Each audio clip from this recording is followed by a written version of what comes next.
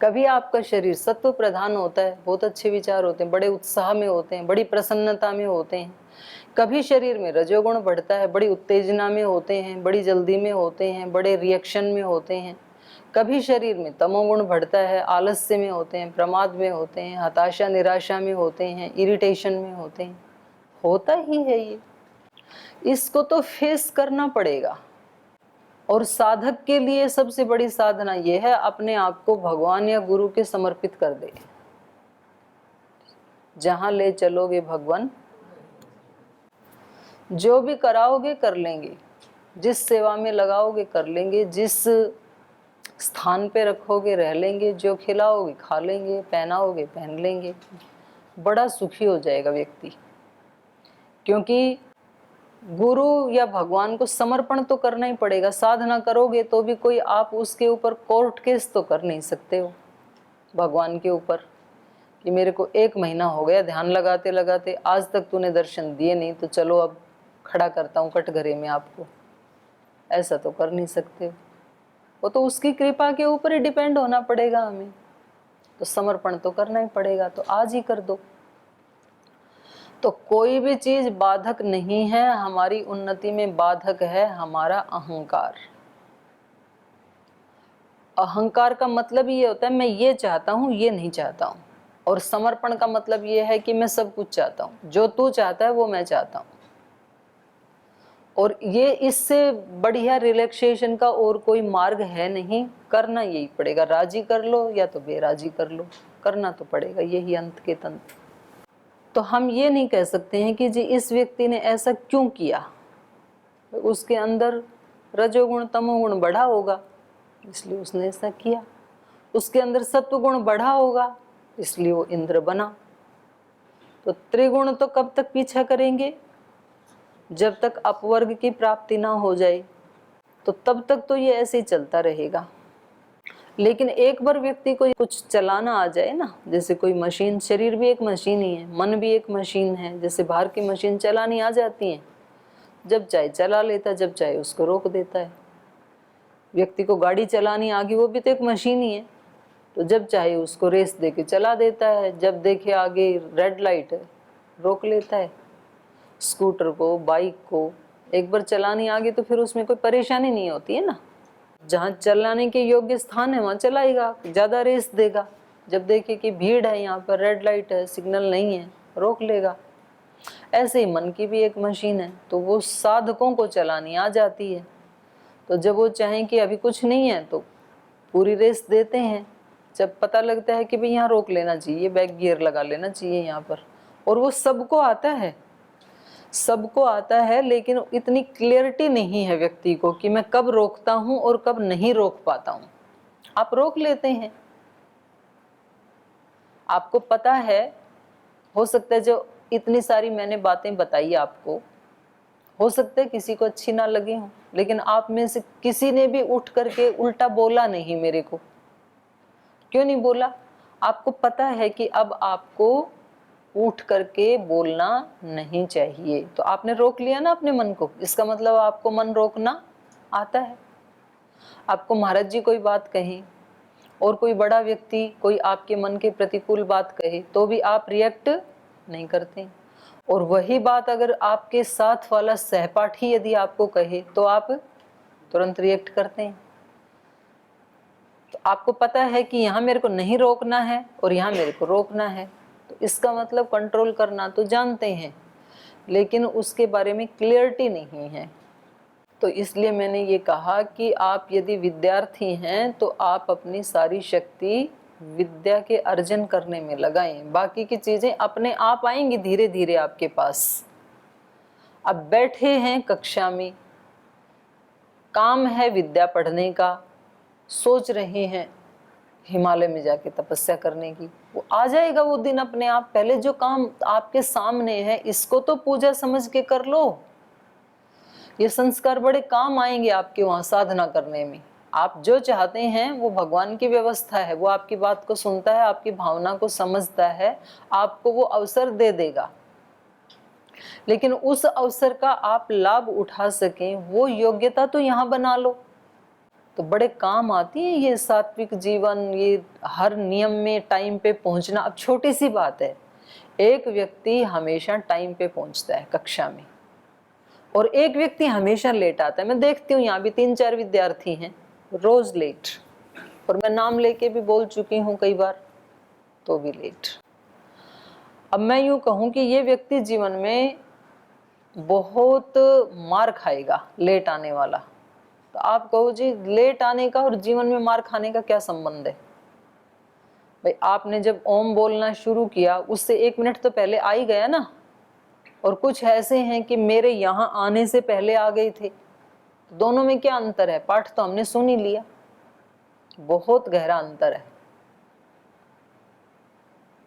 जो व्यक्ति अपने जीवन में कहीं लेट नहीं होता है, ये संस्कार उसको जीवन में लेट नहीं होने देता है।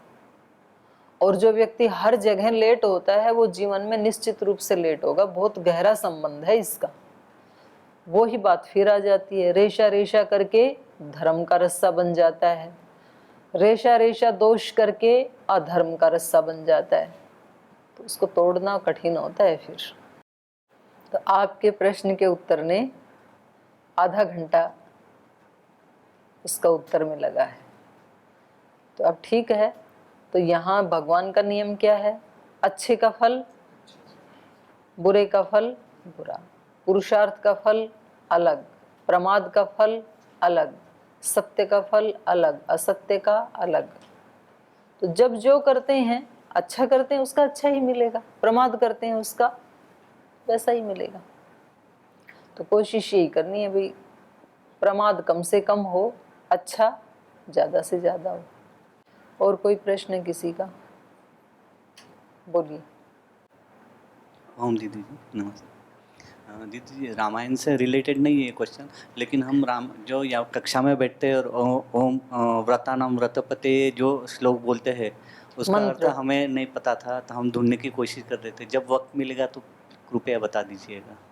व्रतानाम व्रतपते का मतलब है व्रतों के स्वामी।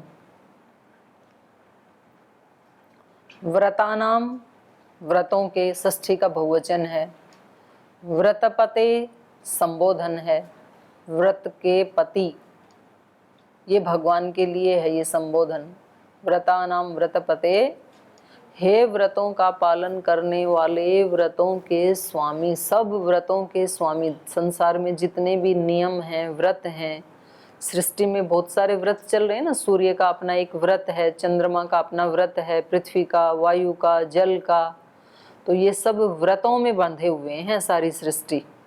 और इन सब का जो स्वामी है उसको कहा यहाँ पर व्रतपते, वो भगवान के लिए संबोधन है। व्रतानाम व्रतपते व्रतम चरिष्यामि, मैं एक व्रत का आचरण करूंगा। अभी किस व्रत का?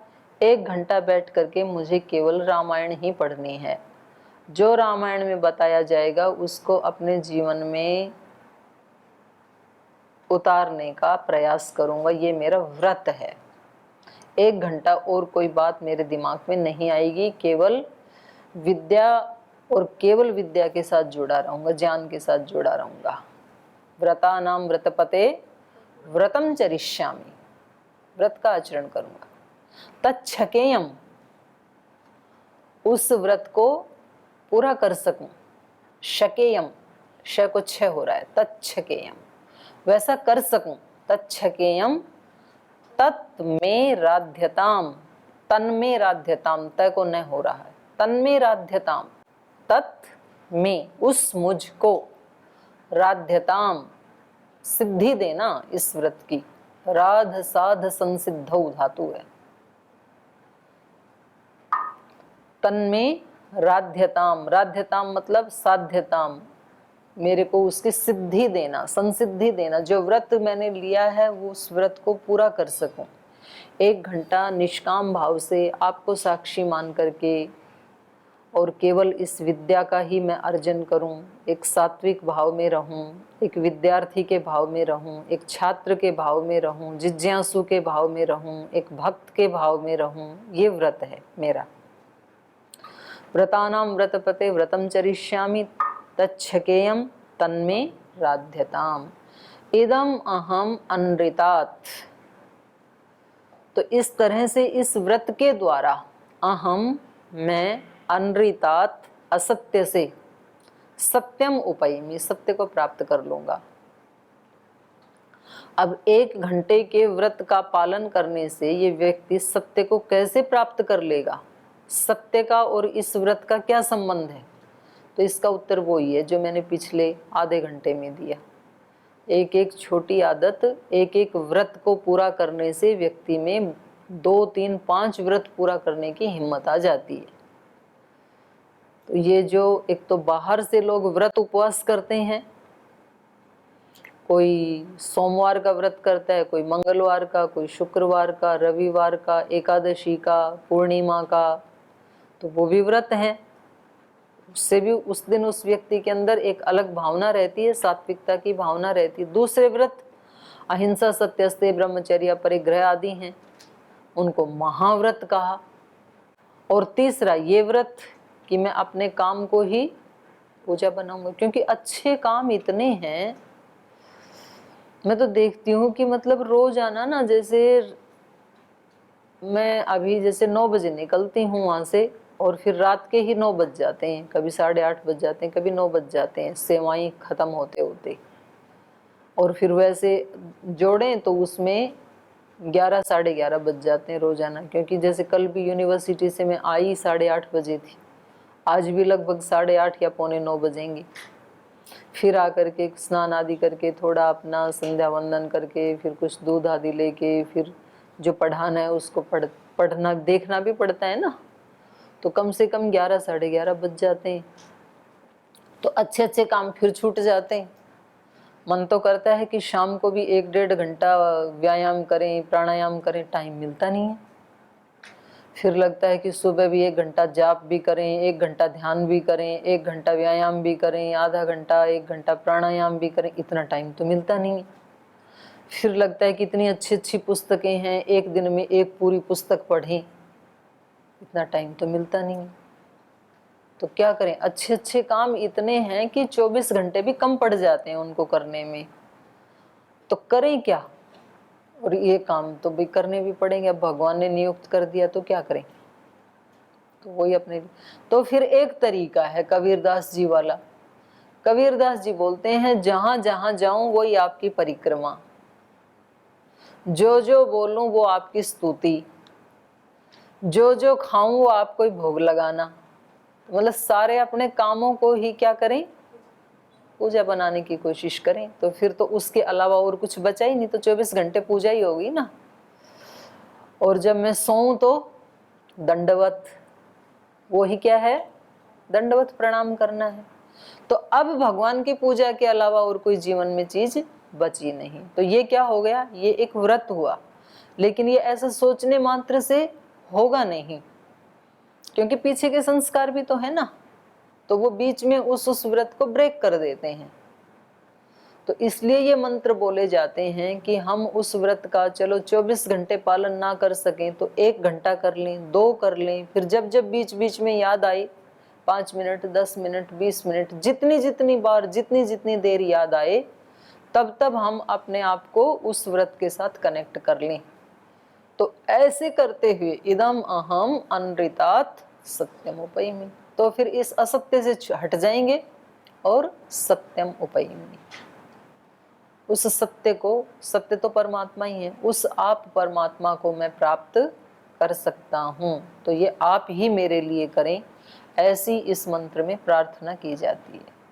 ठीक है, और कोई प्रश्न है किसी का? चलिए श्री राम के कुछ गुणों का और अध्ययन कर लेते हैं, चिंतन कर लेते हैं। तो इन्होंने बताया था कि श्री राम धर्मज्ञ हैं, धर्म को जानने वाले हैं, सत्य संधश्च, सत्य का संधान करने वाले हैं, शीलवान हैं, अनसूयक, ईर्ष्यालु नहीं है, ईर्ष्या नहीं करते हैं किसी के साथ, शांतः, शांत्वैतश्लक्ष्णः, और शांत होकर के श्लक्षण, मधुर बोलते हैं, कृतज्ञ हैं, किसी ने एक बार भी कुछ अपना उपकार कर दिया तो उसको मानने वाले हैं, विजितेंद्रिय, जितेंद्रिय कहना ही काफी था, श्री राम जितेंद्रिय नहीं है, क्या है, विजितेंद्रिय, विशेष रूप से इंद्रियों को जीता हुआ है उन्होंने। बहुत ज्यादा अपने ऊपर निग्रह है। जैसे गीता में भी 3 प्रकार के तप बताए, शरीर का तप, वाणी का तप, मन का तप। तीनों याद करके आना कल। ये 3 श्लोक तो रोजाना बोल दिया करो एक बार आकर के। रामायण की कक्षा में मंत्र बोलने से पहले, ये जो हम मंत्र पाठ करते हैं, इनको बोलने से पहले 3 श्लोक का उच्चारण किया करो। शरीर का तप, वाणी का तप, मन का तप। तो आज ये होमवर्क है आप सबके लिए, कल तीनों श्लोक याद करके आना है। तो ये विजितेंद्रिय हैं। और क्या है? व्यसनेषु मनुष्याणां भृशं भवति दुःखितः, उत्सवेषु च सर्वेषु पितेव परितुष्यति, सत्यवादी महेश्वासो वृद्धस्सेवी जितेन्द्रियः, स्मितपूर्वाभिभाषी च धर्मं सर्वात्मनाश्रितः, नास्य क्रोधः प्रसादश्च निरर्थोऽस्ति कदाचन, हन्तेव नियमाद्वध्यान्नबद्धेन च कुप्यति। व्यसनेषु मनुष्याणां भृशं दुःखितः भवति। कह रहे मनुष्याणाम, मनुष्यों में, व्यसनेषु, जब कोई व्यक्ति किसी व्यसन में गिर जाता है तो उसको देख करके भृशं दुःखितः भवति, बहुत ज्यादा वो दुखी होते हैं कि देखो कितना हीरे जैसा इसको जन्म मिला है और कहाँ ये व्यसनों में गिर गया। तो व्यसन का मतलब क्या होता है? व्यसन का मतलब होता है न करने योग्य को करना। तो हमने व्यसन का मतलब क्या समझ लिया? दारू पीना, बीड़ी पीना, सिगरेट पीना, मांस खाना, इनको हम व्यसन मानते हैं। दुराचार, व्यभिचार करना, तो ये सब काम क्या है? न करने योग्य हैं। और इनको जो करता है उस व्यक्ति को क्या कहेंगे? व्यसनी। और जो विद्यार्थी होकर के विद्याभ्यास नहीं करता है, ये क्या हो गया? एक व्यसन, न करने योग्य काम है ना। और जो साधक होकर के आलस्य प्रमाद में जीता है, ये क्या हो गया? एक व्यसन। तो जो भी हम साधक को, तो ऐसा होता है ना, योग दर्शन में बताया साधक कैसा होता है? अक्षी पात्र जैसा होता है। अक्षी पात्र कल्प। जैसे आंख में एक छोटा सा मकड़ी का धागा भी गिर जाए तो वो सुहाता नहीं है, और शरीर के ऊपर इतने बड़े बड़े वस्त्र पहन रखे हैं तो इसको कोई परवाह नहीं है, लेकिन आंख में छोटा धागा भी नहीं सुहाता है। तो साधक का स्वभाव कैसा होता है? आंख जैसा, अक्षिकल्पा। उसको अपना थोड़ा सा छोटा सा दोष भी सुहाता नहीं है, उसको लगता है कि इसको हटाऊं अपने जीवन से। तो किसी के जीवन में कहीं आलस्य है, किसी के जीवन में प्रमाद है, किसी के जीवन में सोने का दोष है, किसी के जीवन में चोरी करने का दोष है, किसी के जीवन में झूठ बोलने का है, किसी के जीवन में कठोर बोलने का है, किसी के जीवन में उल्टा बोलने का है, किसी के जीवन में कोई भी दोष है, मन का दोष है, नेगेटिव चिंतन आता है, हताशा निराशा का चिंतन आता है, किसी के दोष देखने के भाव आते हैं। तो ये सारे क्या हैं? दोष हैं। तो साधक वो होता है जो इनमें से सबको हटाने के लिए प्रयास करता है। पहले देखता है, भूल दिखाकर उसे मिटाकर भगवान से कहता है, भगवान जी सारी भूलें दिखाओ, क्योंकि ऊपर ऊपर से देखने से मुझे कोई भी भूल अपनी दिखाई देती नहीं है, लेकिन जब सूक्ष्म दृष्टि से देखते हैं तो बहुत सारी त्रुटियां हैं जिनको अभी हटाना है।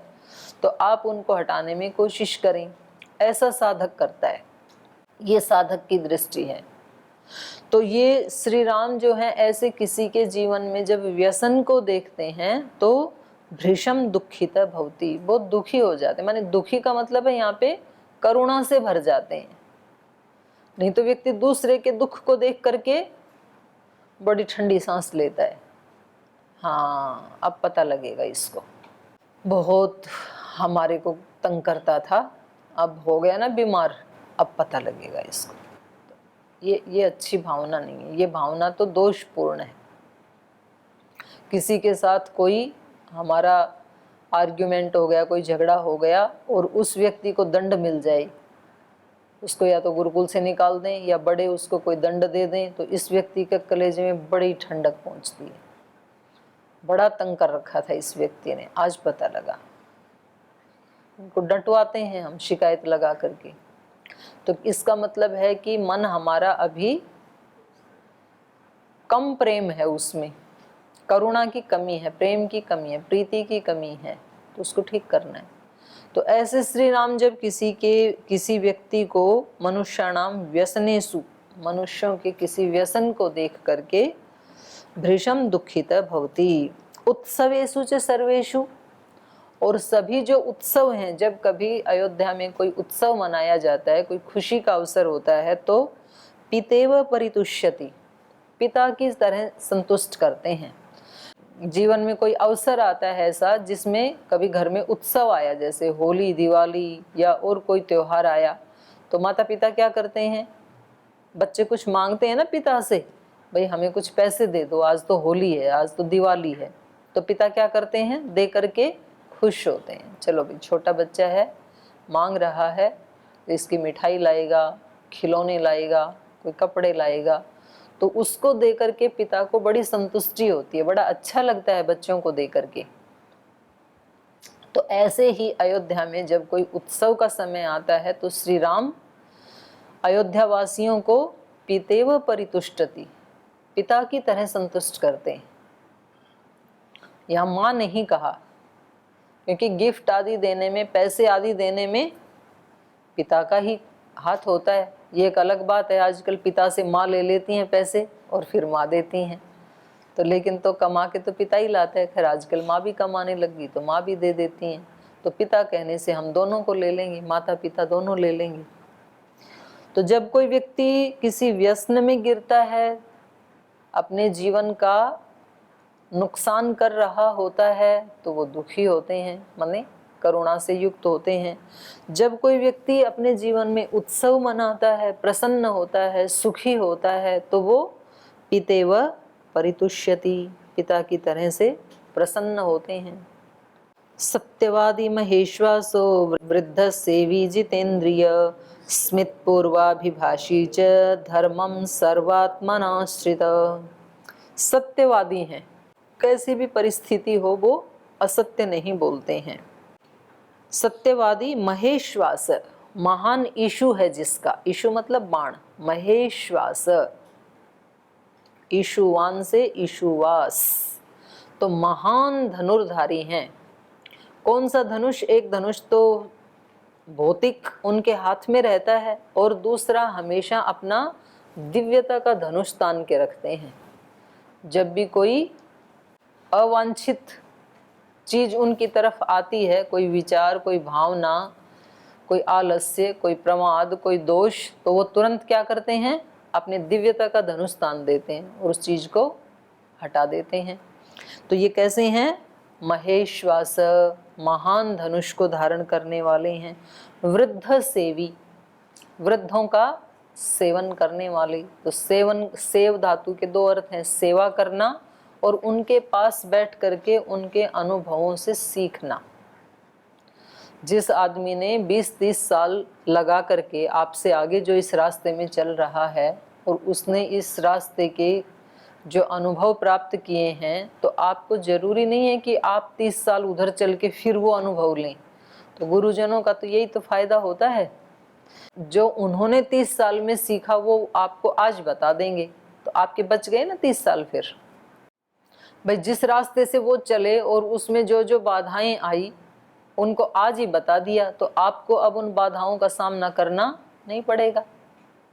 तो श्री राम कैसे हैं, वृद्ध सेवी, वृद्धों का सेवन करने वाले, उनसे सीखते भी हैं, उनकी सेवा भी करते हैं। जितेंद्रिय, ऊपर आया था विजितेंद्रिय, यहाँ फिर आ गया जितेंद्रिय। तो थोड़ी थोड़ी देर में इस बात को सभी दोहरा दे रहे हैं कि अपनी इंद्रियों के ऊपर श्री राम का संयम है। ऐसा नहीं है कि मेरे मुंह से निकल गया मैं क्या करूं, मेरा हाथ उठ गया मैं क्या करूं, उठाना तो नहीं चाहता था, बोलना तो नहीं चाहता था। तो ये जो मजबूरी है ये तो ये बताती है कि हमारा संयम नहीं है, और वो जहाँ चाहें वहाँ अपने मन को रोक लेते हैं। स्मित पूर्वाभिभाषी च, पूर्वाभिभाषी पहले भी आया था, यहाँ उसका एक विशेषण और लगा दिया, स्मित।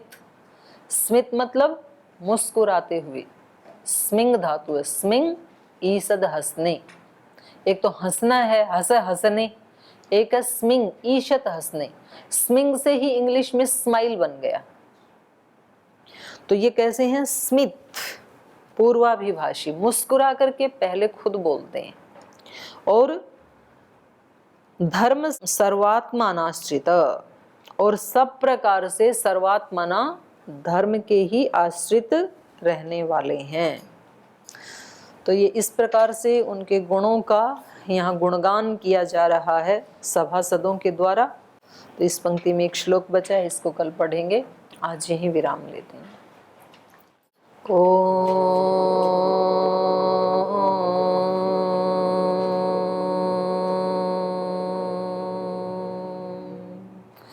शांति शांति शांति।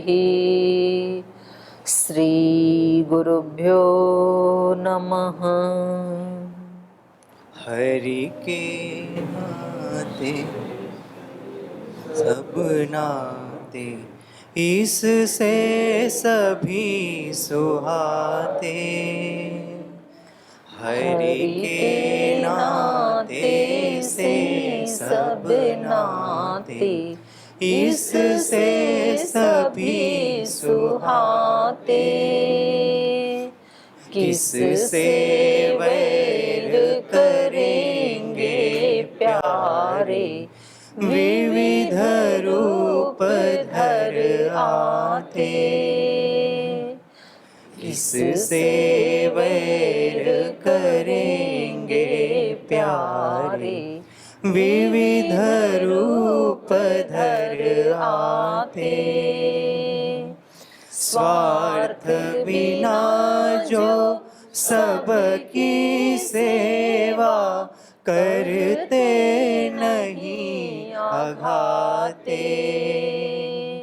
स्वार्थ बिना जो सबकी सेवा करते नहीं अघाते। पर दुख दुखी सुखी पर सुख में, वो जन हरि को भाते। पर दुख दुखी सुखी पर सुख में, वो जन हरि को भाते। हरि के नाते से सब नाते, इससे सभी सुहाते। किससे वैर करेंगे प्यारे, विविध रूप धर आते। विविध रूप धर आते। विविध रूप धर आते। ओम श्री गुरुभ्यो नमः।